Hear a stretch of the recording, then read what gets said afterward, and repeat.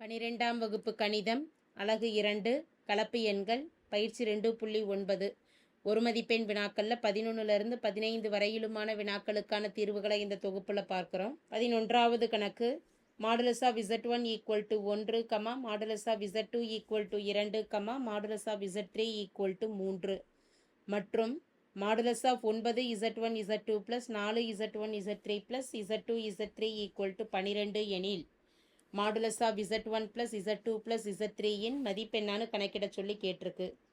தீர்வில் முதல்ல கொடுக்கப்பட்டிருக்கக்கூடிய நிபந்தனைகள் modulus of Z1 equal to 1. இதில் இருந்து என்ன செய்யலான்னா இதை இருபுறமும் வர்க்கப்படுத்திக்கலாம். Modulus of Z1 square equal to 1 square, வலது பக்கம் வர்க்கப்படுத்துகிறப்ப 1 ஸ்கொயர் 1 தான். மாடுலஸ் ஆஃப் Z ஸ்கொயர் என்பது மாடுலஸ் ஆஃப் Z ஸ்கொயர் என்பது Z பாரிற்கு சமம். இந்த நிபந்தனையை பயன்படுத்துகிறப்ப Z1 பார் ஈக்குவல் டு 1ன்னு எழுதலாம். எனவே Z1இன் மதிப்பை 1/Z1 பார்னு குறிப்பிடலாம். இதே போல் மாடுலஸ் ஆஃப் Z2வின் மதிப்பு 2 என கொடுக்கப்பட்டுள்ளது. இருபுறமும் வர்க்கப்படுத்துகிறப்ப modulus of Z2 square equal to 2 square which implies modulus of Z2 square என்பதை Z2 பார்னு எழுதலாம். ஈக்குவல் டு 2 வர்க்கப்படுத்துகிறப்ப 4, Z2 equal to 4 Z2 bar ஆனது வலது பக்கம் வருது, 4/Z2 பார். அடுத்து பார்த்துட்டோம் அப்படின்னா மாடுலஸ் ஆஃப் Z3இன் மதிப்பானது 3 என அமைந்துள்ளது. மாடுலஸ் ஆஃப் Z3 வர்க்கப்படுத்துகிற இருபுறமும் equal to 3 square. Modulus of Z3 ஸ்கொயரை Z3 பார்னு குறிப்பிடுறோம். Equal to 9 which implies Z3 equal to 9/Z3 bar, 9/Z3 bar. இப்போ இந்த இடத்துல நமக்கு modulus of Z1 plus Z2 plus Z3யின் மதிப்பு தான் என்னன்னு கணக்கிட சொல்லி கேட்டிருக்கு. கணக்கிட வேண்டியது modulus of Z1 plus Z2 plus Z3யின் மதிப்பு. மாடுலஸ் ஆஃப் Z1க்கு பதிலாக 1/Z1 பார், அடுத்து 4/Z2 பார், Z3க்கு பதிலாக 9/Z3 பார்னு குறிப்பிடலாம். 3 எண்ணுக்கும் மீசியமாக எடுக்கிறப்ப பொதுவான வகுத்தியா, அதாவது டினாமினேட்டர் என்ன வரும்னா Z1 பார், Z2 பார், Z3 பார் ஆகிய எண்கள். முதல் மதிப்பில் Z1 பார் இருக்குது, இல்லாத ஒன்று Z2 பாரும் Z3 பாரும். அப்போ 1ஆல் அதை பெருக்கிறப்ப அதே மதிப்பு தான் Z2 பார் Z3 பார். அடுத்த ஒன்றில் Z2 பார் இருக்குது, Z1 Z3யும் இல்லை, அப்போ 4 Z1 பார் Z3 பார். அடுத்த ஒன்றில் Z1 Z2வும் இல்லை, Z1 பார் பெருக்கல் Z2 பார் ஹோல் மாடுலஸ் 2 மதிப்புகளுக்கும் கொடுத்துடலாம். இதில் நியூமரேட்டருக்கும் டினாமினேட்டருக்கும் தனித்தனியாக மட்டு மதிப்பை பிரிக்கிறோம். அதே போல் நியூமரேட்டர் மதிப்புகளில் Z2 Z3 பெருக்கல் இருந்ததுன்னா மொத்தமாக சேர்த்து பார் கொடுக்கலாம். 4 பெருக்கல் Z1 Z3 ஹோல் பார்னு எழுதிக்கலாம். 9 பெருக்கல் Z1 Z2 ஹோல் பார்னு குறிப்பிடலாம். பை டினாமினேட்டர் மதிப்புகளில் பெருக்கல்ல இருக்கிறதுக்கு மொத்தமாக பார் கொடுத்துட்டோம்னா Z1 Z2 Z3 ஹோல் பார். இப்போ பாரை ரிமூவ் பண்ணுறப்ப நியூமரேட்டரில் 3 மதிப்புகளுக்கும் சேர்த்து பார் கொடுக்குறோம். Z2 Z3 plus 4 Z1 Z3 plus 9 Z1 Z2 பண்புகளை பயன்படுத்துகிறப்ப அனைத்து மதிப்புகளுக்கும் சேர்த்து பார். அதே போல் டினாமினேட்டர்லையும் பெருக்கல்ல இருக்கக்கூடியதையும் Z1 Z2 Z3 ஹோல் பார்னு கொடுத்துடலாம். மாடுலஸ் ஆஃப் Z பாரும் மாடுலஸ் ஆஃப் Z2 ஒன்றுக்கொன்று சமம் தான். அப்படிங்கிறப்ப நியூமரேட்டரில் பாரை ரிமூவ் பண்ணிட்டோம்னா Z2 Z3 plus 4 Z1 Z3 plus 9 Z1 Z2 by டினாமினேட்டர்லையும் modulus of Z bar equal to modulus of Zக்கு சமங்கிற நிபந்தனையை பயன்படுத்துகிறப்ப modulus of Z1 Z2 Z3 இந்த 3 மதிப்புகளையும் எழுதிக்கலாம். நியூமரேட்டரில் இருக்கக்கூடிய ஒன்றுக்கு வினாவில் என்ன மதிப்பு கொடுத்துருக்குன்னா 12ன்னு இருக்குது. 9 Z1 Z2 plus 4 Z1 Z3 plus Z2 Z3 பாரின் மட்டு மதிப்பாக Z3யின் மட்டு மதிப்பானது 12ற்கு சமம். டினாமினேட்டரில் இருக்கக்கூடிய மதிப்பை பிரித்து எழுதிக்கலாம். எப்படி பிரிக்கலான்னா modulus of Z1 modulus of Z2 modulus of Z3 தனித்தனியாக பிரிக்கிறப்ப ஒன்றுக்கு அதனுடைய மதிப்புகளை பிரதியிடலாம். மாடுலஸ் ஆஃப் Z1 என்பது 1, மாடுலஸ் ஆஃப் Z2 என்பது 2, மாடுலஸ் ஆஃப் Z3 என்பது 3. ஸோ அப்போ இதை 1 3 3 4 3 12 4 2 வகுக்கிறப்ப 1 2 2 2 4 2/1 எனும் பொழுது மதிப்பானது 2 என்பது ஆப்ஷன் 2ல் கொடுக்கப்பட்டிருக்கு. ஆப்ஷன் 2 என்பது சரியான மதிப்பாகும். அடுத்து 12ஆம் கணக்கு பார்க்குறோம். Z என்ற கலப்பெண் ஆனது Z belongs to C difference R ஆகவும் Z plus 1/Z belongs to R எனவும் இருந்தால் மாடுலஸ் ஆஃப் Zஇன் மதிப்பு என்ன அப்படின்னு கணக்கிட சொல்லி கேட்டிருக்கு. கொடுக்கப்பட்டிருக்கக்கூடிய நிபந்தனை Z belongs to C difference R. மெய்யெண்ணை தவிர அப்படின்னு சொல்லி கொடுத்துருக்குறாங்க. அப்போ கற்பனை பகுதி நமக்கு என்னவாகக்கூடாது அப்படின்னா 0வா 0மா ஆகக்கூடாது. இசட் என்ற கலப்பெண்ணின் என்ற கலப்பெண்ணின் பொது வடிவமானது x plus i y. Difference R. அப்போ மெய்யெண்ணை தவிர அப்படின்னா கற்பனை பகுதி மதிப்பு 0 மற்றதாக இருக்கணும். ஒய் நாட் ஈக்குவல் டு 0ன்னு எழுதிடலாம். அடுத்து z plus 1/z belongs to ஆரின் மதிப்பு பிலாங்ஸ் டு ஆர் என கொடுக்கப்பட்டுள்ளது. z ப்ளஸ் 1/z இன் மதிப்பு என்னன்னு முதல்ல கணக்கிடலாம். இசட்டுக்கு பதிலாக எக்ஸ் ப்ளஸ் ஐஒய்னு பிரதியிடலாம். By 1/x plus i y. பின்னத்தில் டினாமினேட்டரில் இருக்கக்கூடிய நிலை x plus i y plus 1/x plus i y. இணை எண்ணால் மேலையும் கீழையும் பெருக்கிக்கிட்டோம்னா எக்ஸ் ப்ளஸ்ன்னு இருக்குது. இணை எண் அப்படிங்கிறப்ப கற்பனை பகுதிக்கு குறிய மாற்றுவோம். X minus i y by x minus i y. X plus i y 1 பெருக்கல் எக்ஸ் மைனஸ் ஐஒய் எனும் பொழுது மதிப்பானது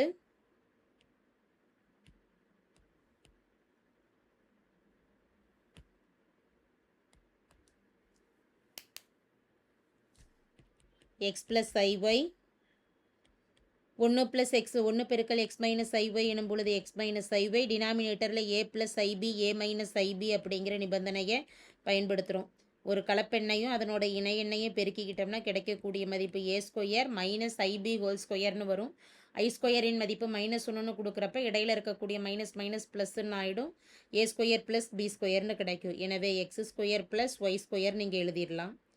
இப்போ இந்த இடத்துல இரண்டு எண்களையும் பார்க்குறப்ப எக்ஸ் ப்ளஸ் ஐஒய் மெய்ப்பகுதி தனியாக கற்பனை பகுதி தனியாக பிரித்து எழுதுறங்கிறப்ப மெய்ப்பகுதியானது x by x square plus y square.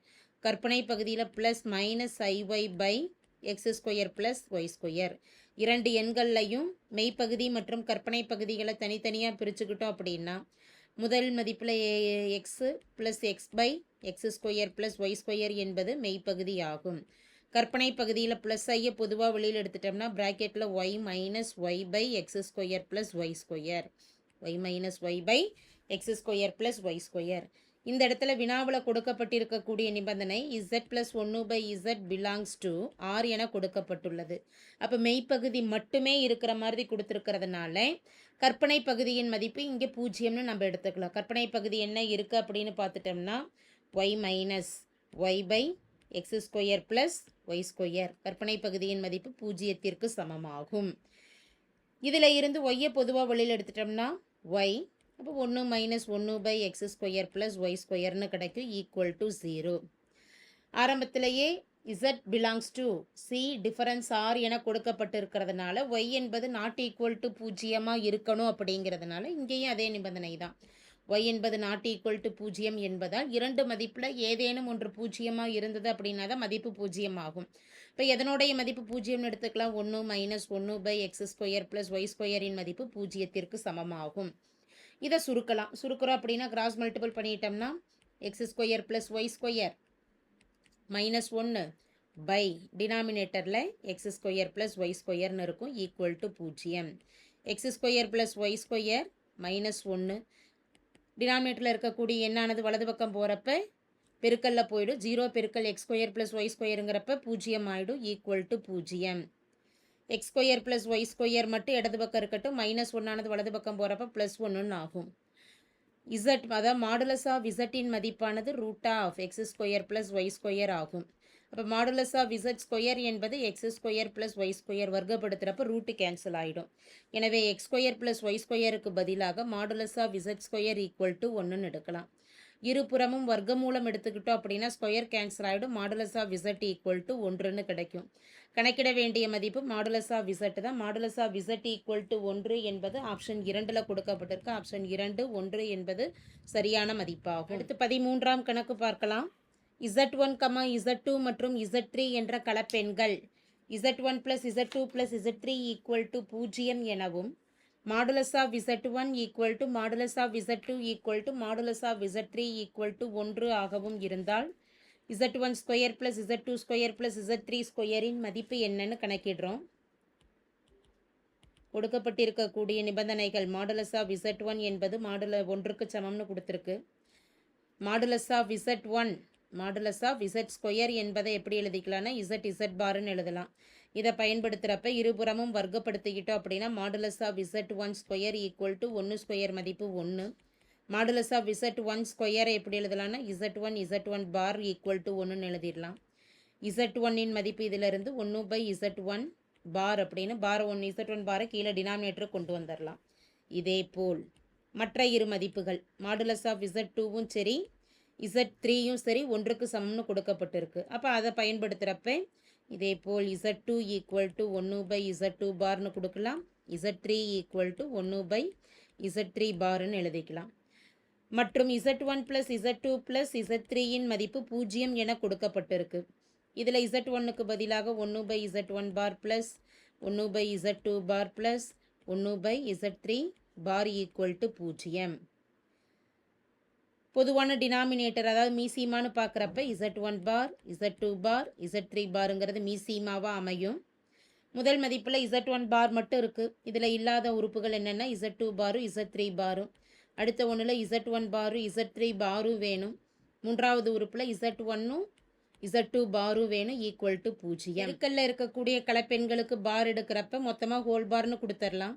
Z2 Z3 bar plus Z1 Z3 whole bar plus Z1 Z2 whole bar by டினாமினேட்டரில் Z1 Z2 Z3 whole bar equal to 0.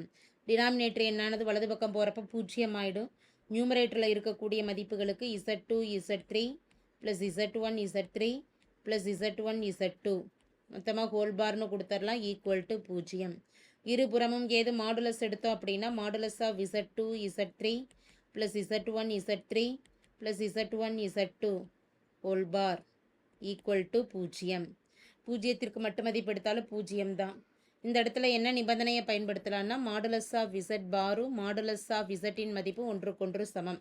அப்போ பாரை ரிமூவ் பண்ணிட்டு modulus of Z2 Z3 plus Z1 Z3 plus Z1 Z2 equal to 0. மாடுலஸை remove பண்ணிக்கலாம். மாடுலஸை remove பண்ணுறப்ப Z2 Z3 Z1 Z3 plus Z1 Z2 equal to 0. இதை வரிசையாக எழுதிட்டோம் அப்படின்னா Z1 Z2 plus Z2 Z3 plus Z3 Z1 equal to 0. இதை எது சமன்பாடு 1ன்னு கொடுத்துடலாம். அடுத்து பார்த்துட்டோம் அப்படின்னா வினாவில் கொடுக்கப்பட்டிருக்கக்கூடிய நிபந்தனை Z1 plus Z2 plus Z3 equal to 0ங்கிறத எடுத்துடலாம். இந்த இடத்த இருபுறமும் வர்க்கப்படுத்தலாம். வர்க்கப்படுத்துகிறப்ப Z1 plus Z2 plus Z3 equal to 0த்தை வர்க்கப்படுத்திட்டோம் அப்படின்னாலும் மதிப்பு 0 தான். A plus B plus C whole square என்ற முற்றொருமையை பயன்படுத்துகிறோம். A plus B plus C whole square என்ற இயற்கணித முற்றொருமையை பயன்படுத்துகிறப்ப A square plus B square plus C square plus 2 into AB plus BC plus CA 2 into AB plus BC plus CA. இப்போ Z1 plus Z2 plus Z3 whole ஸ்கொயரை விரிவாக்கம் செஞ்சுட்டோம் அப்படின்னா A square எனும் பொழுது Z1 square plus Z2 square plus Z3 square plus 2 into AB Z1 Z2 plus Z2 Z3 plus Z3 Z1 equal to 0. முதல் ஈக்குவேஷனில் இருக்க முதல் சமன்பாட்டில் இருக்கக்கூடியது Z1 Z2 Z2 Z3 Z3 Z1 மதிப்பு 0க்கு சமம். அதை இங்கே பிரதியிடலாம். Z1 square plus Z2 square plus Z3 square equal to அதை ப்ளஸ் 2 இன்ட்டு 0 ஈக்குவல் டு 0.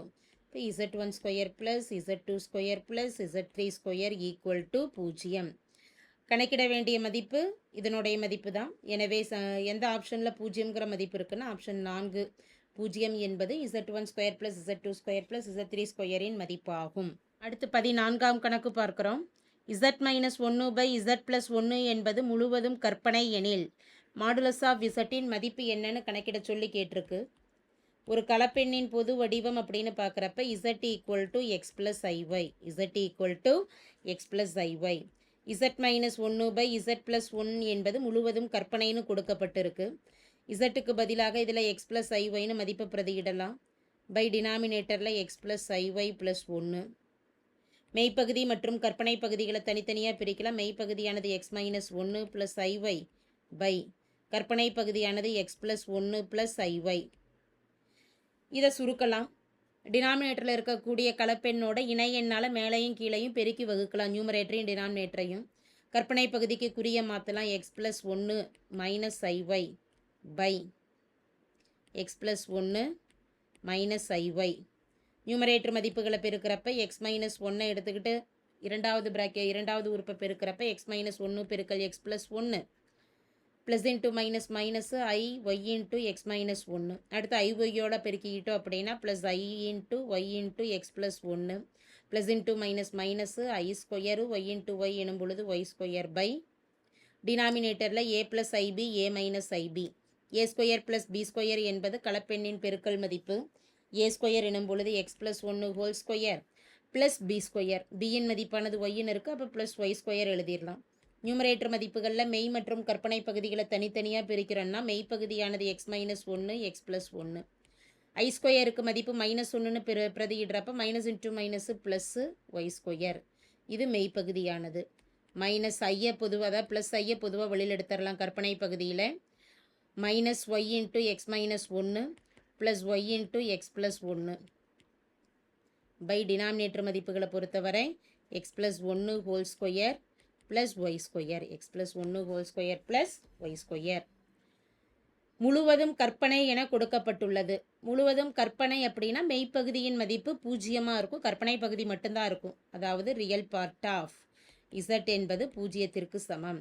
இப்போ இதில் இருக்கக்கூடிய மெய்ப்பகுதி எது? எக்ஸ் மைனஸ் 1 பெருக்கல் x plus 1 plus y square by denominator மதிப்பு இரண்டுக்குமே பொதுவானது தான் x plus 1 square plus y square equal to 0. நியூமரேட்டரில் பார்த்துட்டோம் அப்படின்னா எக்ஸ் மைனஸ் 1 பெருக்கல் x plus 1 a minus b a plus b இயற்கணித முற்றொருமையை பயன்படுத்துகிறப்ப a square minus b square x square minus b square 1 square மதிப்பு 1ன்னு எழுதிடலாம். அது இல்லாமல் ப்ளஸ் ஒய் ஸ்கொயர் இருக்குது. டினாமினேட்டர் மதிப்பானது வலது பக்கம் போகிறப்ப நமக்கு 0வோட பெருக்கல் ஆகிறப்ப 0 ஆகிடும், equal to 0. X square plus y square equal to minus 1 வலது பக்கம் கொண்டு வந்துடலாம். ஏற்கனவே பார்த்துருக்குறோம் மாடுலஸ் ஆஃப் இசட் என்பது root of x square plus y ஸ்கொயர்னு கணக்கிடலாம். மாடுலஸ் ஆஃப் இசட் ஸ்கொயர் எனும் பொழுது x square plus y square வர்க்கப்படுத்துகிறப்ப ரூட்டு கேன்சல் ஆகிடும். எனவே எக்ஸ் ஸ்கொயர் ப்ளஸ் ஒய் ஸ்கொயருக்கு பதிலாக modulus of z square equal to 1ன்னு கொடுத்துடலாம். தேவையான மதிப்பு மாடுலஸ் ஆஃப் இசட் தான். இருபுறமும் வர்க்கமூலம் எடுக்கிறப்ப modulus of z equal to 1 ஆகும். 1 என்பது ஆப்ஷன் 2ல் இருக்குது. 1 மதிப்பு சரியான மதிப்பாகும். அடுத்து 15ஆம் கணக்கு பார்க்கலாம். Z equal to x plus i y என்ற கலப்பெண்ணிற்கு modulus of z plus 2 equal to modulus of z minus 2 எனில் இசட்டின் நியமப்பாதை மெய்யச்சு கற்பனை அச்சு நீள்வட்டம் வட்டம் என காட்டுகன்னு கேட்டிருக்கிறாங்க. இதில் எந்த மதிப்பு சரியானதுன்னு கணக்கிடுறோம். Z equal to x plus i y என கொடுக்கப்பட்டுள்ளது. Modulus of z plus 2 equal to modulus of z minus 2 இது 2 சமம்னு கொடுத்துட்டு இசட்டின் நியமப்பாதையை கணக்கிடுறோம். இசட்டுக்கு பதிலாக எக்ஸ் ப்ளஸ் ஐஒய்னு பிரதியிடலாம். ஈக்குவல் டு வலது பக்கமும் எக்ஸ் ப்ளஸ் ஐஒய் மைனஸ் 2. மெய் மற்றும் கற்பனை பகுதியில் மட்டு மதிப்பில் பிரிக்கிறோம். மெய்ப்பகுதின்னு பார்க்குறப்ப எக்ஸ் மைனஸ் 2, கற்பனை பகுதியானது ப்ளஸ் ஐஒய். மெய்ப்பகுதியானது எக்ஸ் மைனஸ் 2 ப்ளஸ் ஐஒய். மட்டு மதிப்பு எப்படி விரிவாக்கம் செய்யலாம்? மாடுலஸ் ஆஃப் இசட் என்பது root of x square plus y ஸ்கொயருக்கு சமம். மெய்ப்பகுதி ஸ்கொயர் ப்ளஸ் கற்பனை பகுதி ஸ்கொயர். மெய்ப்பகுதியானது எக்ஸ் மைனஸ் 2ன்னு இருக்குது. X minus 2 whole square plus y square equal to root of x minus 2 whole square plus y square. இடது பக்கம் எக்ஸ் ப்ளஸ் 2 இங்கே x plus 2 X plus 2 a plus b whole square a minus b square முற்றொருமையை பயன்படுத்துகிறோம். முற்றொருமையை பயன்படுத்துகிறப்ப a square எனும் பொழுது root of x square plus 2ab 2 into ஏயின் மதிப்பு எக்ஸ் பியின் மதிப்பு 2 plus b square 2 square plus y square. வலது பக்கம் a square x square minus 2ab 2 into x into b மதிப்பு 2 plus b square 2 square plus y square. இதை சுருக்கிறப்ப மதிப்பானது x square plus 4x plus 4 plus y square equal to வலது பக்கம் root of x square minus 4x plus 4 plus y square. இருபுறமும் வர்க்கப்படுத்திட்டோம் அப்படின்னா root cancel ஆகிடும். இருபுறமும் வர்க்கப்படுத்த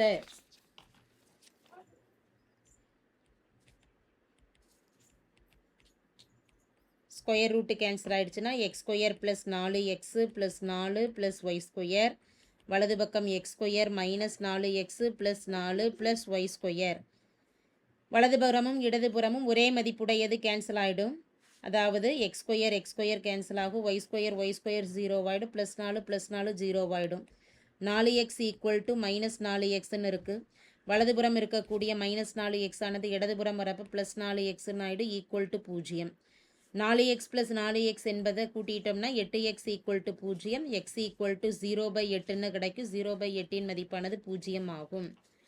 z equal to x + iy z equal to x + iy xக்கு 0ன்னு கொடுத்துட்டோம் அப்படின்னா 0 + iy எனும் பொழுது z ஈக்குவல் டு iy கிடைக்குது. அப்போ இது முழுவதும் என்ன அச்சா இருக்குது? கற்பனை அச்சு. கற்பனை அச்சு என்பது ஆப்ஷன் 2ல் இருக்குது. ஆப்ஷன் 2 கற்பனை அச்சு என்பது தேவையான நியமப்பாதை ஆகும்.